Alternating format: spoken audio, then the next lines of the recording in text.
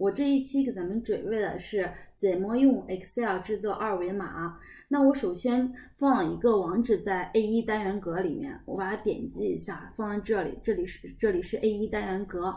那好吧，那我们怎样用 Excel 制作二维码呢？那么首先我们找到开发工具，我们的有些朋友他这里找不到开发工具，他可以从这里找到。首先我们点击文件，从文件这里面找到选项，找到选项以后稍等一下，然后我们看见自定义功能区，点击一下。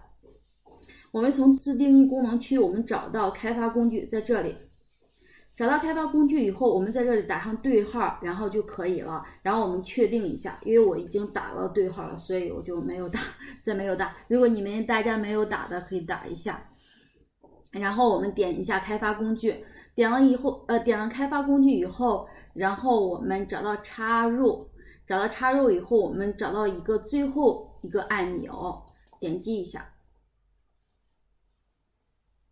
然后我们找到这个 Microsoft Barcode Control 16，然后我们选择它，然后我们确定，然后我们确定以后，然后我们画一个方框。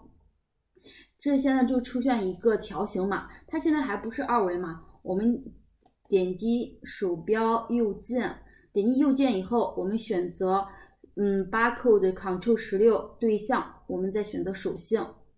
我们选择属性以后，我们看见了常规，然后常规下面有个样式，然后从这里点击一下，然后我们选择 QR Code， 然后我们再点击选择了 QR Code 以后，然后我们确定一下。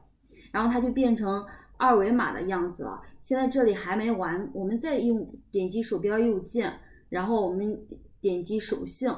我们点击属性以后，我们看见 Linked Cell， 从 Linked Cell 我们找到 Link Cell， 然后在 Link Cell 的第二行我们写上 A1 就是我们刚才放网址的单元格，那就好了。我们关掉它。然后它就变成一个链接我们的网址的一个二维码。好了，大家学会了没？这就是用 Excel 制作二维码的技巧。然后如果有什么问题可以给我留言哦。好了，我们下期见。